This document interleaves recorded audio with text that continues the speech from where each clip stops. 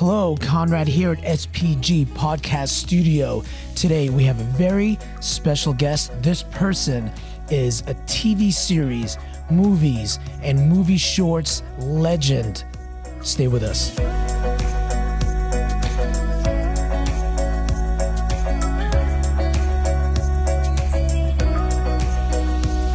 All right, so we are here today in our SPG Podcast Studio with Mr. Pat Cronin. Pat, how are you? I am terrific, and hi, everybody. Yeah, Wonderful to be here. Yeah, no, it's a pleasure having you. You're an absolute gem in this area. You've graced us on TV, movies, movie shorts since the 70s. Pat, thank you for being here. Thanks. Yeah. Right. So let's before we dive into your career, let's talk a little bit about your childhood. Where did you grow up? I was born in 1941 in Philadelphia to two Irish immigrant parents. Yeah. Catholic, very Catholic. I'm still beating myself every night. Part of the monk tradition. And anyway, my father was from Cork. My mother was from Mayo. Okay. And so my father was a drunk, and he was gone a lot. And then, in fact, when I was born, his sister said, "Oh, he's so cute. He's a cute little lad. He's a cute little boy. Let's call him I was baptized Patrick Joseph Cronin, same as my dad." And so my aunt, who sort of raised me, she couldn't have kids, so she really glommed onto me. And she said, "Let's call him Joey." Joey. And my father said, "Joey, the saints of Ireland were named for Patrick." My father he went on a rant, and then he was drunk for months. And so finally, when he finally died in my arms with lung cancer, the only person left in the world calling me Joey was him. Wow. So anyway, he comes back. I'm 2 or 3. And I'm sitting in the living room, and we were in those row homes in Philly. I don't know if anybody was old enough or back in Philly or Baltimore. They had these row homes. Sure. And so anyway, I'm singing Gene Autry, Red River Valley. I just loved country and Western for some reason. And my father comes in, and I didn't know who the hell he was. There's this guy I hadn't seen before. And he says, "What are you doing, boy?" I said, I'm singing Pop. I think it's Pop. I'm trying to figure out who he is. Yeah. And because we're alone, I mean, this could be a bad night.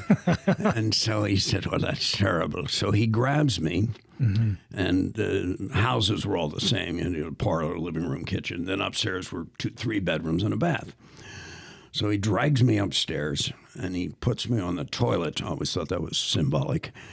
And then he said, "If you're going to be singing around here all the time, sing something worthwhile." So now he teaches me Danny Boy, right? The Rose of Tralee, The Boys of the County Cork, Galway Bay. So you had an entire set. Oh, you had an entire set of songs when you were 3 years old. Well, not quite even 3. And so anyway, my father, not wanting to waste the time he had spent, sure, said, "Come with me." So he carries me now. And growing up in Philly, you were either Italian, Irish, or Polish, or white or black. But let's deal with the ethnics I knew. Yeah. And so the Irish and the Poles and the Italians, you could tell the difference between the Irish and the Italians because in the Irish houses, the living room furniture was covered with sheets.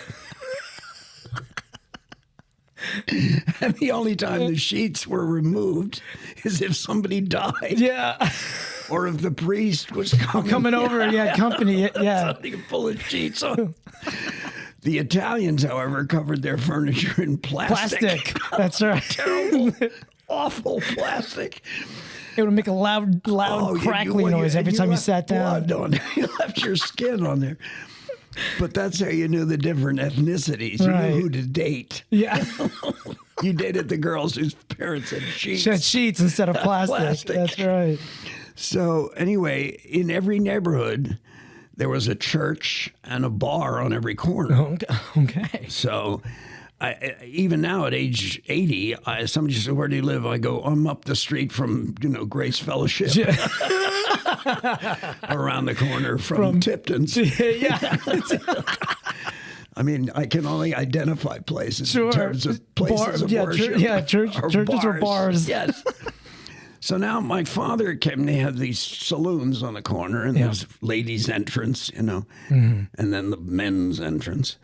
And so he carries me in, and he puts me on the bar, and he drank what the Irish called Boilermakers. Oh, yeah. And so he drank shots and beers, and he drank Corby's. It was terrible. Later on, I would drink it as well. But it was an awful whiskey. Oof. Very bad. So anyway, he ordered a shot and a beer, and he drank it quickly, and he said, "All right, bye." Start singing. Oh, you're up. So there I am. Up. Oh, Danny boy, the pipes are calling. So now there's 6 Irishmen shellacked to the bar, and they'd been there for decades. And the one guy looks up and says, "Give that man a drink." And then he looks and sees, and he says, "Well, no, he's too young. Give him a soda.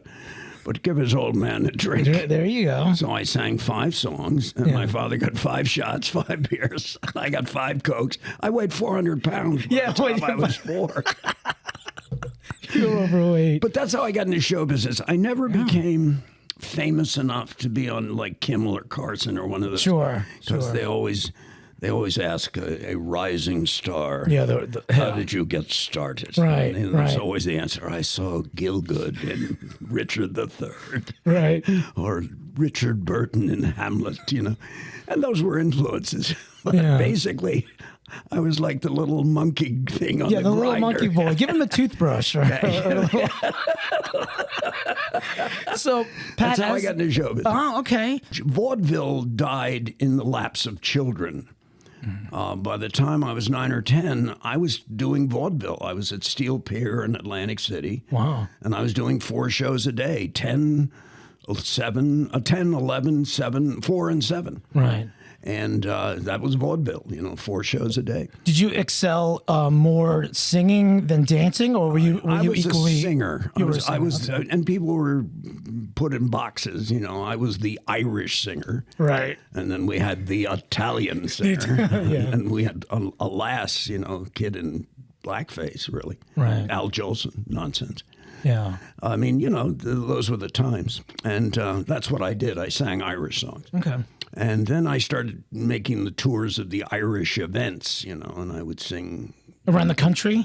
No, around Philly. Around Philly, okay. Yeah. And then there was this guy, Tony Grant, who had the shows at Steel Pier. He had a television show. In those days, we didn't know whether television was going to emanate from New York or California or Chicago. In Philly, for example, we had a huge WCAU, CBS. Okay. And they had an action Western that was on every day called Action in the Afternoon. Oh. People shooting each other in Fairmount Park. I did 4 or 5 shows there with a guy named Gene London, who did a lot of kid shows. Right. And Chief Halftown had a show on ABC locally and stuff. And then I did a lot of USO tours during Korea. Right. I was singing in hospitals and stuff. Oh, wow. And you'll love this. I didn't tell you this. I was afraid we were going to start talking and all the jokes were gone. Right. Oh, but it's been a good relationship. Yeah, it has. When I was 18, this would be sort of the end of my nightclub phase. Okay. I've always been smart enough to know how good I was. Yeah. Because you can't do this if you don't believe in yourself. Sure. You're doing stand-up and improv. Yeah. You don't do it if you think you're not funny. Yeah, that's right. That's true. I think I'll go out there tonight and be really and bad. Bomb. I think I'll just bomb. I'll have my mother hate me again. And so when I was 18, I put together an act. I also had a band. Oh, God, I forgot about this. I went to Catholic school for 16 years and then spent 10 years in therapy. So it's about balanced out. Yeah. It's pretty close. Yeah, and so while I was in high school, we had a phenomenal dance band. Oh, wow. I mean, we were ranked one of the best high school dance bands in the country. And I was the singer for the dance band. Oh, wow.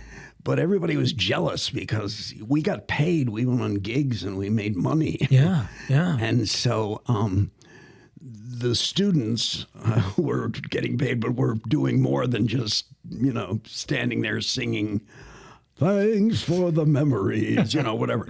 Yeah. They said he ought to play an instrument. So I was given a bass.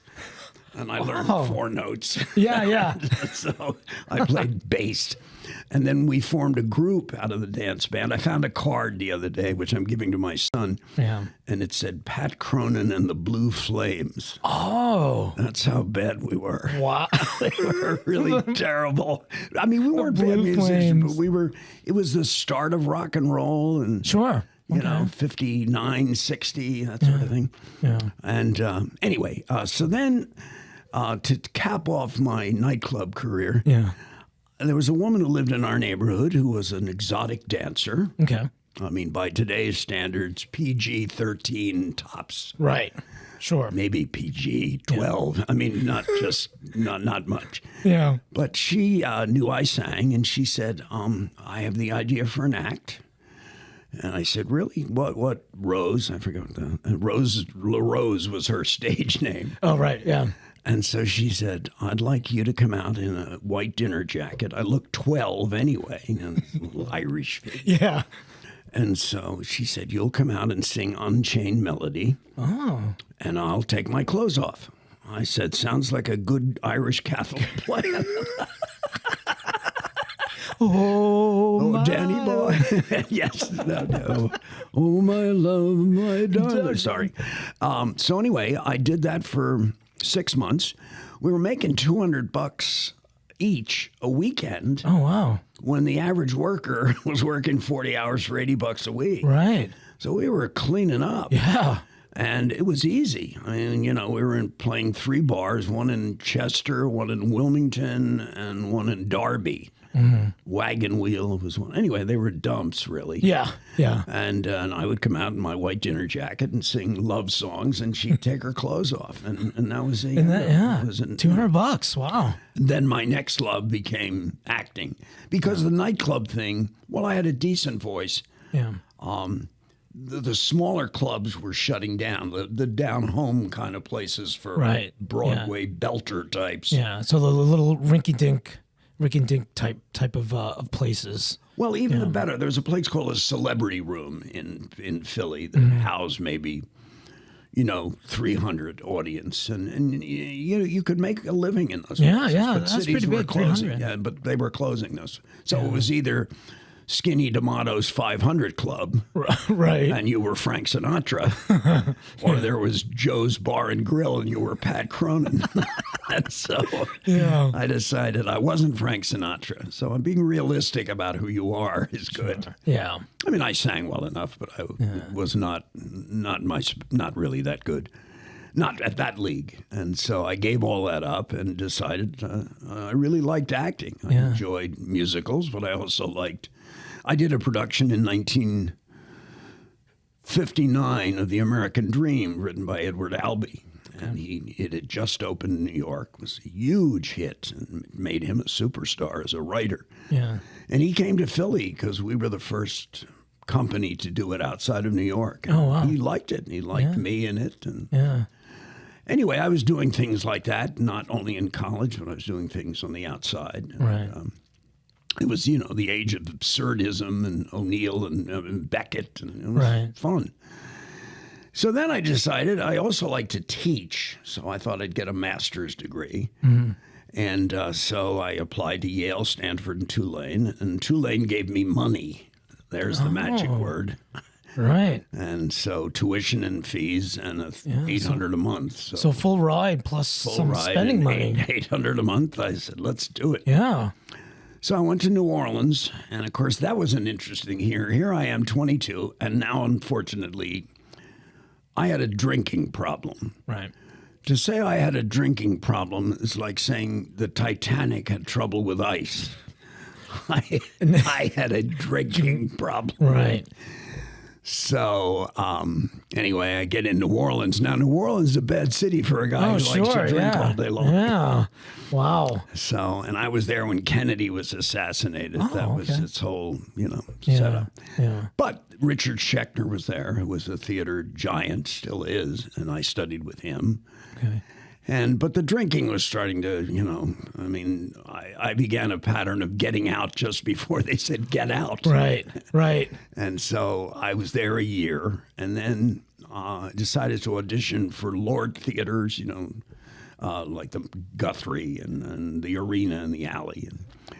And I was accepted by a couple, and so I went to Memphis, Tennessee, to the Front Street Theater. Right. Got my equity card in 1964 for playing the devil in Damn Yankees, but again drinking, and so then I left. Right, so you left Memphis. I left Memphis, and so I went back to Philly, and then I thought I need to finish the degree. I think. Sure. I wasn't sure, Anyway, I went to Temple University. Okay.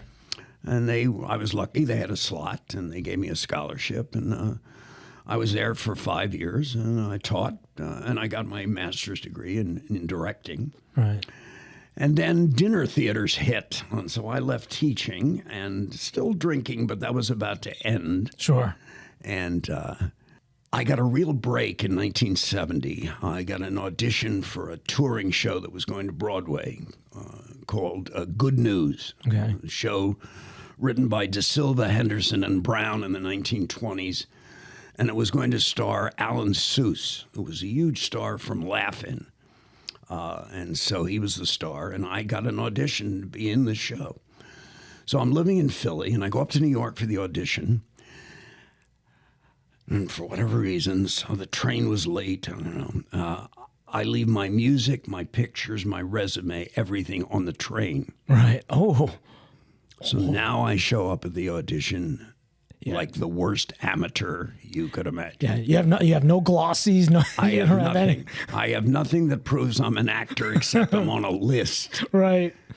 And so I am so embarrassed. Sure. So I walk in, and the director's there, and he was a hotshot summer stock director. We were going to play Falmouth and Playhouse in the Park and lots of places. Yeah. And you never apologize as an actor. Don't apologize. I've got a cold. Yeah. Get out. Yeah. Get out. But now what am I going to say? So I said to the guy, I said, look, I'm terribly sorry.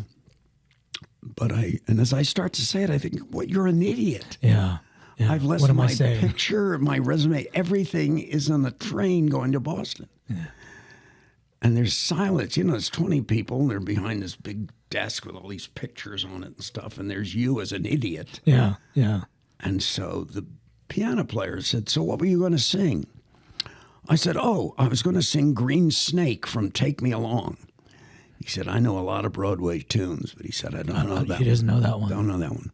He said, do you sing anything else? I said, well, no, I'm sweating. I can feel the sweat going down the side of my pants and everything. And I'm going, sing anything else. Not Danny Boy. Don't sing Danny Boy. No, not that. No.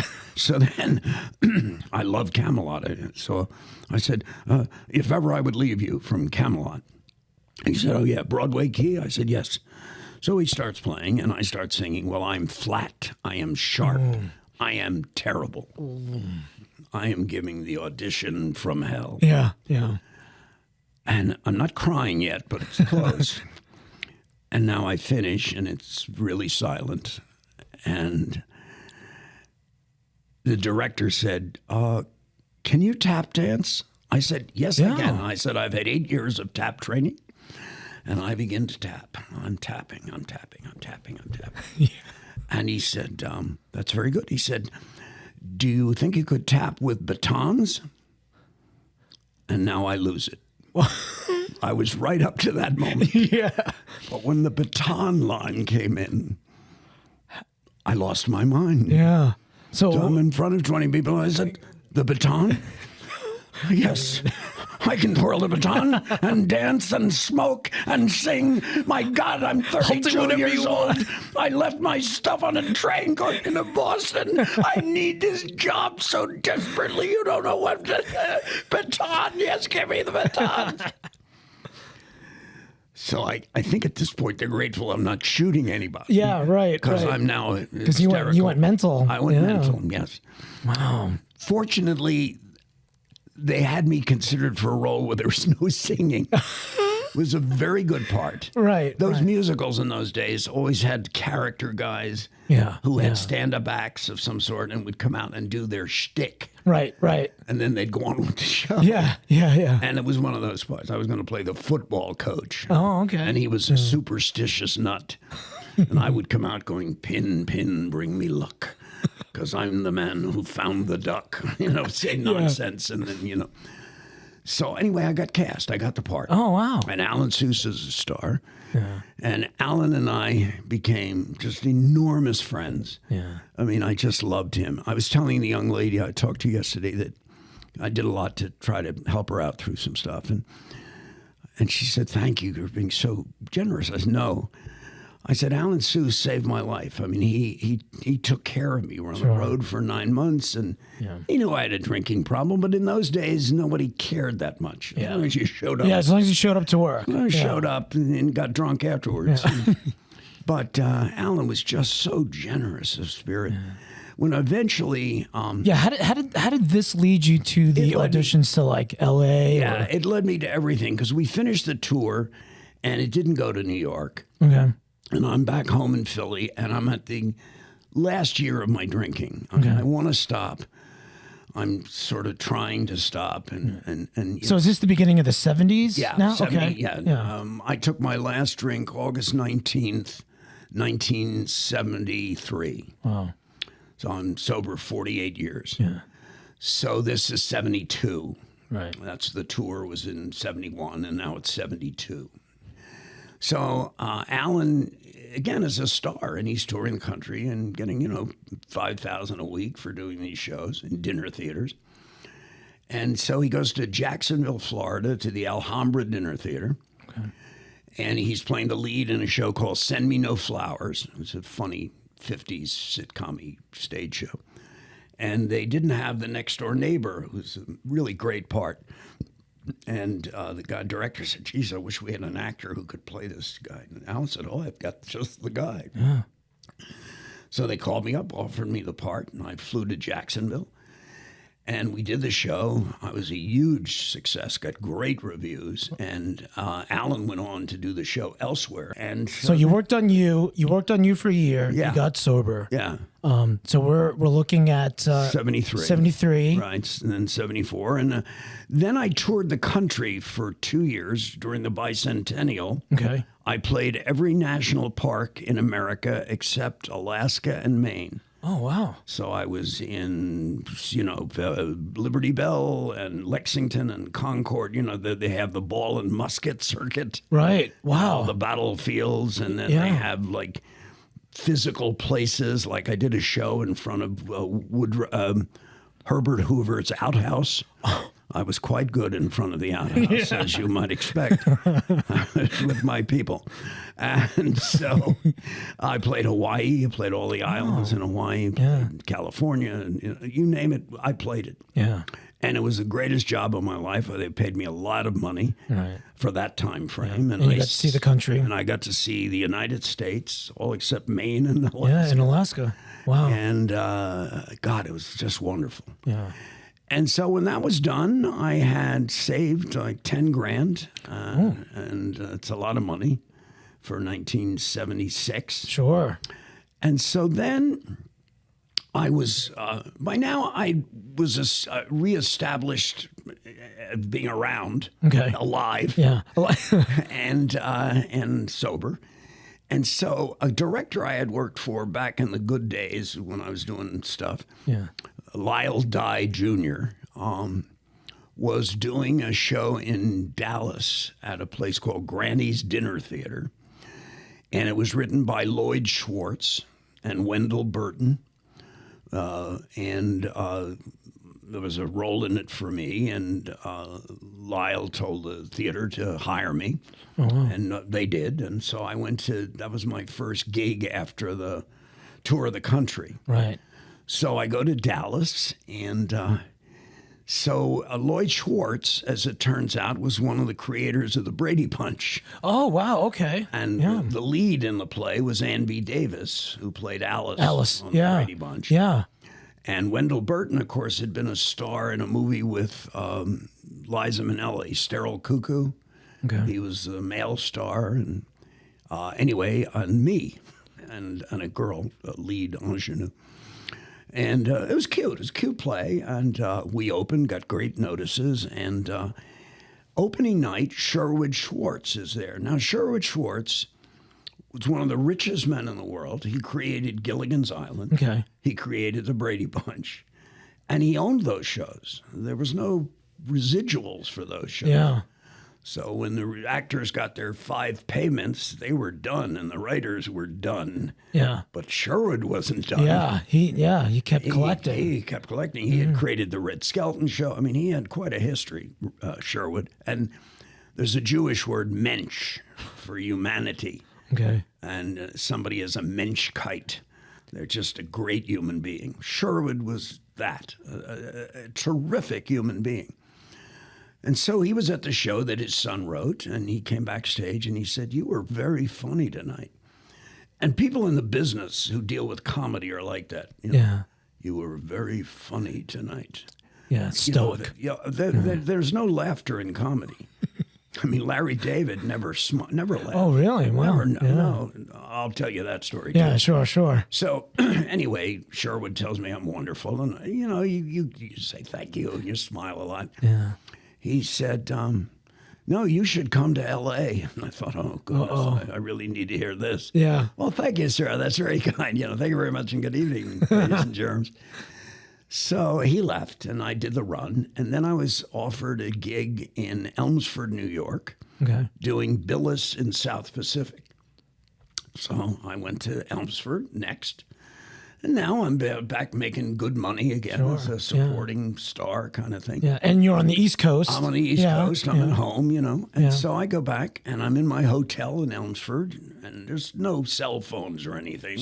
So hard lines. Hard lines. Pick up that phone. Bring me some pizza. Yeah. So the phone rings. I pick it up. It's Sherwood Schwartz. Now, he's one of the richest men in the world, and I mean that seriously. Wow. And he says, "Is this Pat Cronin?" I said, "Yes, sir, this is." He said, "I'm Sherwood Schwartz." I said, "Yes, I know recognize the voice." Yeah. He said, "You're not in L.A." I said, "No, I'm here in Elmsford." He said, "You need to be in L.A." He said, "I don't tell everybody this often." He said, "In fact, the last person I said should be in L.A. was Harvey Korman. He didn't do so badly. So what are you doing?" He said, "I tell you what, you probably don't want to spend the money.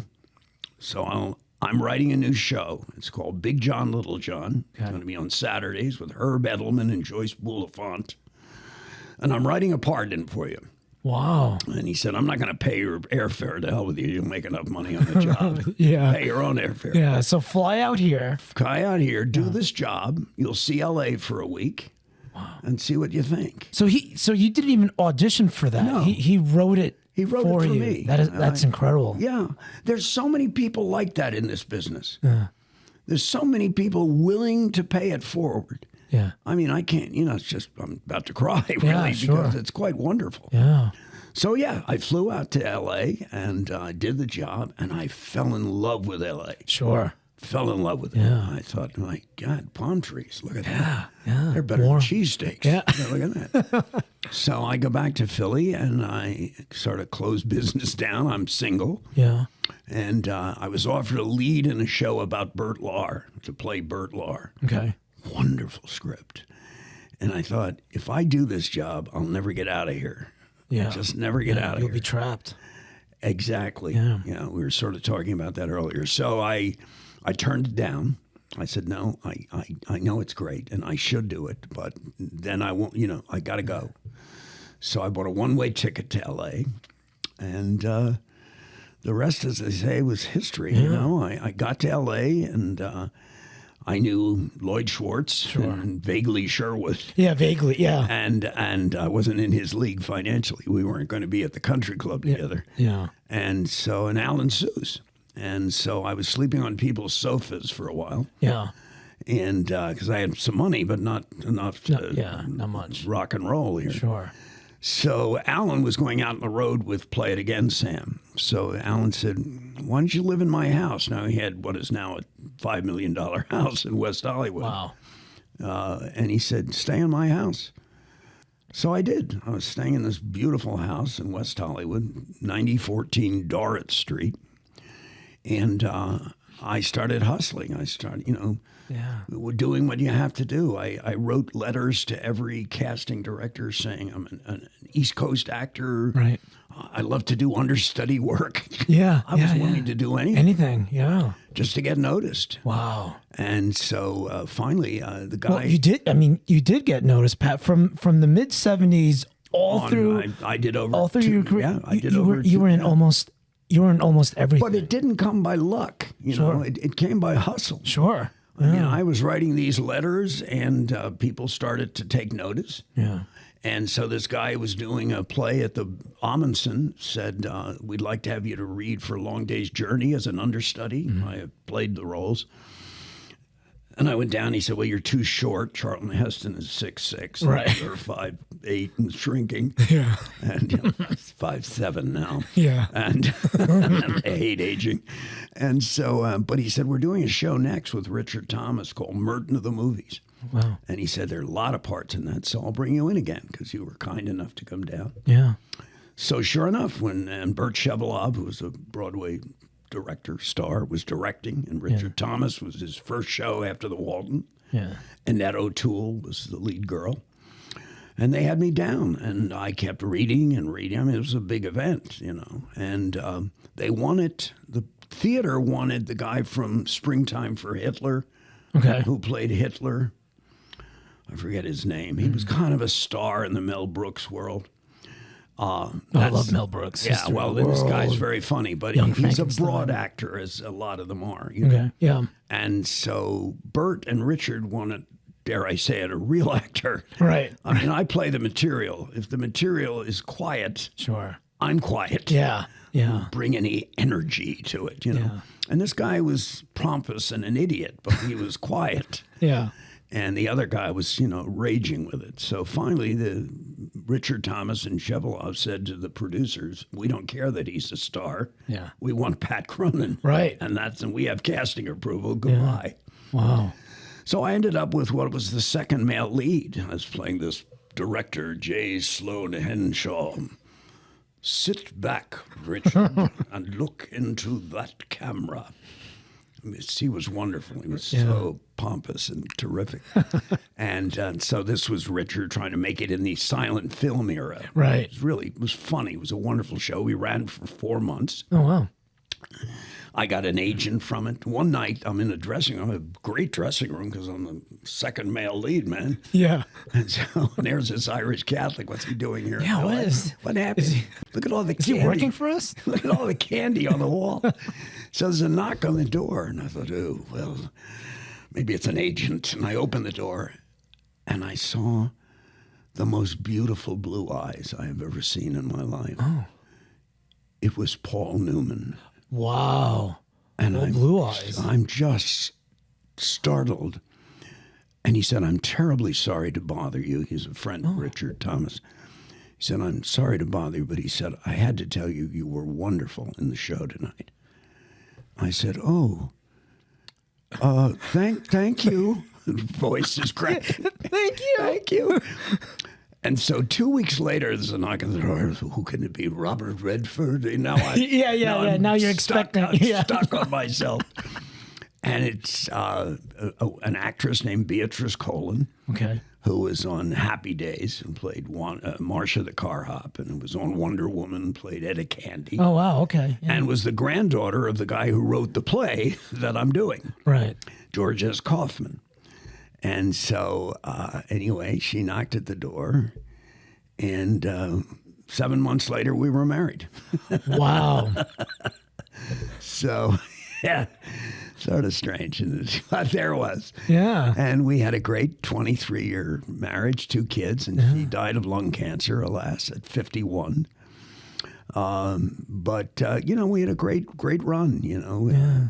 She did a lot of shows. She was a regular on Barney Miller, and they loved her. And then, of course, I did Seinfeld and Star Trek and Home Improvement and a bunch of soaps and stuff. And our kids were doing commercials too. And it was just a great life. It was a great 20 years. So, as an actor, you have this comedic timing that you can't teach. No, you can't teach that. Exactly. Do you prefer the dramatic roles, or do you prefer the comedic roles? I liked playing drama. I've done Death of a Salesman 3 times. Oh wow! And I love playing Willie. I did Long Day's Journey, and tonight I played Jamie.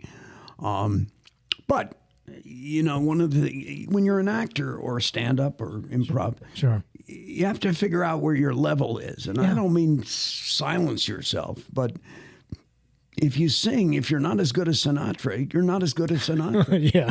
I mean, pick the best, and how close are you? Yeah. Yeah. If you're not as good, maybe you're a victimone, but you're yeah. not terrible, but not Sinatra. Yeah.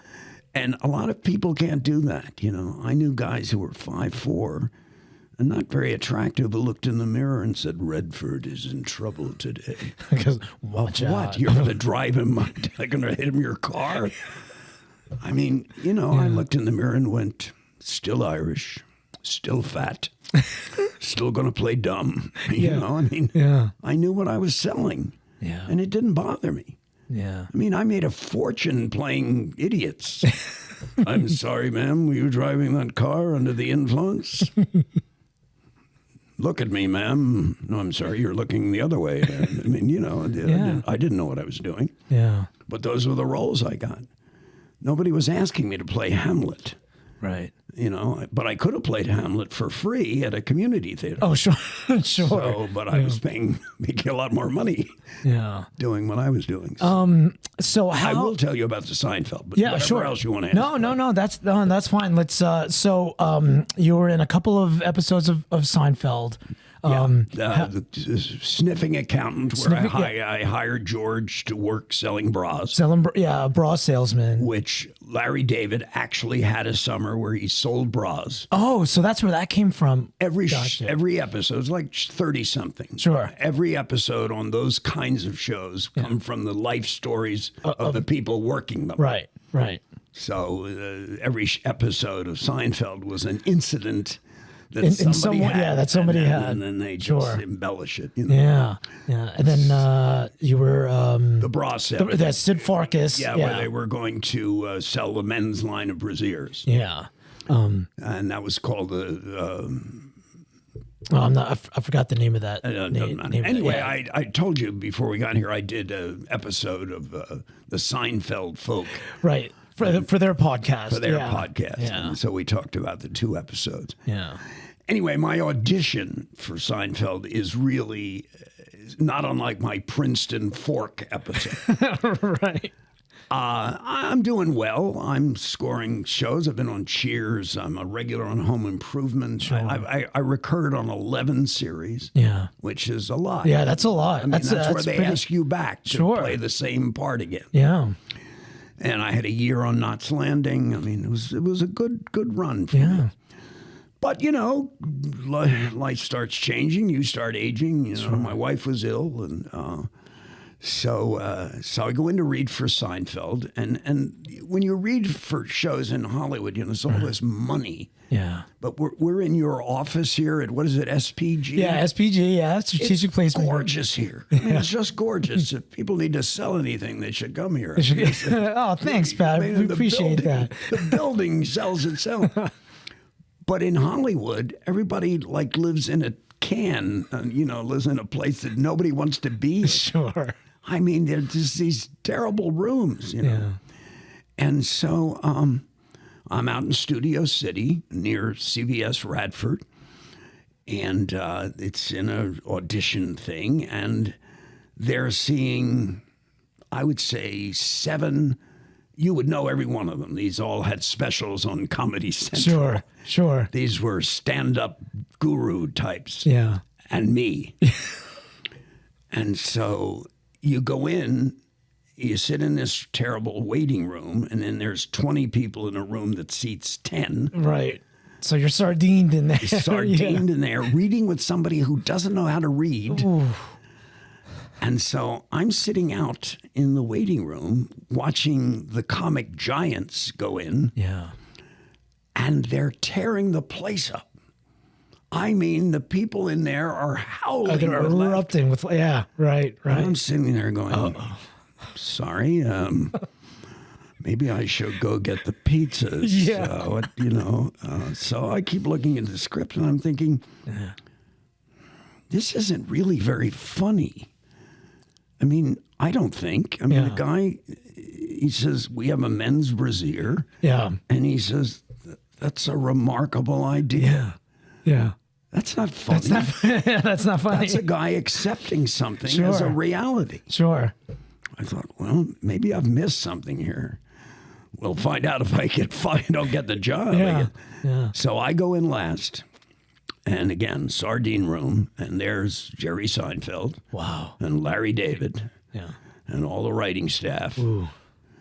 And I'm now starting to sweat. Now I'm back to my audition in New York. Do you twirl the baton? Yeah. And so I've got the script. I know the lines. Of course, you try not to look memorized because you want to think you're still fresh. Yeah. So, but I know the lines, and I've got a lady reading with me who's not good, but that's all right. I'm used to that. Yeah. So she starts. So she says something, and I say, that's a remarkable idea you have there. Stone silence. Now, the place had been tearing it up. And she says, so I say, so what do you see in the back? Hooks, Velcro, what? And Velcro, because you want them to come off. If you're getting intimate with a woman, you don't want to be struggling back there. Right.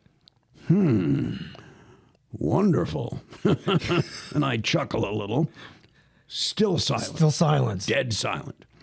So I finished the scene. Nobody has laughed at anything. Oh, no one even laughed at the part when yours, Summer Nights. Summer Nights was an ad lib. Oh, that wasn't in the script. It is not in the script, and that's very you improv that. I improv that. Wow! Thank you. Yes. Yes. If you watch, you watch that take, sure. Michael Ritchie is a genius. Actor. Yeah. Who was Kramer? Yeah, it was Kramer. Yes, Michael Ritchie. Yeah. So anyway, when I say Summer Nights, he goes, "That's very funny." Watch his face on the take. Okay. He's saying that's very funny because it's not in the script. That's incredible. And it totally threw him. But, the scene was so good, they either ignored it or didn't care. Yeah, sure. Wow. I mean, you don't ad lib on shows. You really don't. Yeah. But I was in the moment, man. You know what improv's like. Oh, yeah. I was in the zone. Yeah, you have to take it. I had to go with it, And so, but it was not in the audition. So there was no Summer Night. So that didn't get any laughs. Wow, what a story. That's amazing. Finish, and I think, well, I guess I'll be burning my SAG card in Westwood later. And yes, let's tear that one up. And so the next sound... the things you're going to die with. It's like Rosebud in Citizen Kane. Yeah. Larry David says, that was very funny. Again, stoic. And then Jerry Seinfeld, 2 seconds later, yes, Larry, very funny. What I discovered was the giants who had been in were doing shtick. Right. And what was happening is the people were laughing at how funny the material was because it was being underlined by the comics. Right. The comics were hitting the stuff. Yeah. And people were going, gosh, we've written some funny stuff here. Yeah. So the whole room was erupting at that. The stuff. Yeah. I was Sid Farkas. Yeah. I wasn't trying to be funny. Yeah.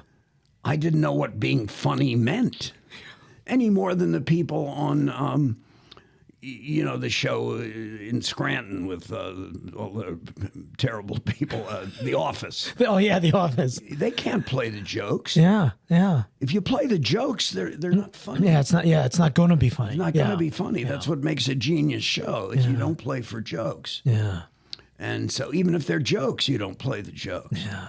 So they cast me, and I ended up doing 2 episodes, and it wasn't amazing. a career changer, but Sure, but it was fun. Yeah, I mean, it gave me a great gloss to a good career. yeah, I mean, an amazing career, a long career. Yeah, over 200 shows, films like Splash and Rocky V. Yeah, Rocky V. Dr. Giggles. Yeah. I've been approached to go to horror things and sign pictures.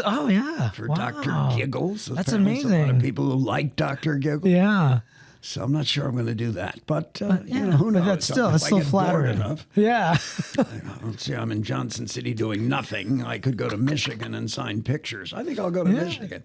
So Pat, what are you doing in your retirement? Are you just Well, I had are 2 you writing? movies. Are you hanging out? I'm doing some writing, talking about my dad and my mother and what it was like growing up Irish Catholic in Philadelphia. It was a unique event, as it was for you. Yeah, Filipino Catholic. Yeah. Yes, indeed. Yeah. So, life is good. I'm married to Dr. Amber Kinzer, whom I adore, and we've been married 17 years. And It's amazing. and I have 4 children. James, as we talked about, is a book reader. And so under James Patrick Cronin, he's read books by Noam Chomsky and James Baldwin, and he does a lot of kids sci-fi stuff. Wow. And then his wife also is doing that. My other son is a food and beverage manager at 21C in Louisville. Yeah, both of them are in Louisville. And James got his MFA at U of L. Okay. And loves the city, and when L.A. he was living in L.A. and he got approved for $1 million mortgage, and there was nothing to buy. Yeah, there was no house for $1 million. That's crazy. Oh, it's nuts. I mean, the house I had in L.A. is nowhere near as nice as the house I have here. Yeah, sure. But it was a nice house. Yeah. And I eventually sold it and paid off the mortgage, which was quite high. Because when my wife got sick, in order to live, I kept refinancing. Sure. So my mortgage went from $145 to $395. Ooh. Yeah, it's a lot of money. It's a lot. It is a lot. It's a lot of money. And so I sold it and paid off that money. Yeah. And made a few bucks. Yeah. Nothing. But a year later, it sold for $1,750,000. Wow. And it's now on the market for $3,750,000. And it's nothing been done to it. Yeah, that's unbelievable. Just a middle class house. Sure. Yeah. And throw a stick, had 10 of them in Johnson City. Yeah. So anyway, James and Charlie are doing well. And then I have 2 stepchildren. Yeah. Isaac Kinzer is a first lieutenant. Just got promoted. Nice. He's at Fort Hood in Killeen, Texas. And Chelsea Kinzer, who studied under me at ETSU, just got her MFA from UK Mo. Oh, wow. Okay. And since there's no acting work at the moment, she's doing real estate. Oh, wow. Yeah. Well, you have to find. Yeah, you have to find things to do. Yeah. And so, anyway, my son Charlie is getting married in October. Yeah. Congratulations, Charlie. Yeah. You know Charlie and I James. did. Yeah. Both. Charlie and James. Yeah. You'll have to give me a fancy business card with a picture of this place. So tell them how well you're doing. No. Yeah. We don't need that. But Pat, seriously, after an amazing career, in Hollywood, and at ETSU on the college level, it's been a pleasure having you here. Thank you. You're a gem to this area, and we absolutely loved that you spent the afternoon with us. Thank you. Yeah. I had a great time. Yeah, good, Pat. We hopefully we could have you back here, here soon and talk about more Hollywood stories. Yeah, there's lots of Hollywood stories out there. Yeah. I can tell you about how Tab Hunter thought I was adorable looking. Oh, well, and you still and I didn't go off with him, so yeah, there is that. Well, guys, thank you so much for joining our podcast today. Hit that like button, that bell for notifications. And again, thank you so much. Pat Cronin, Conrad, thank you guys.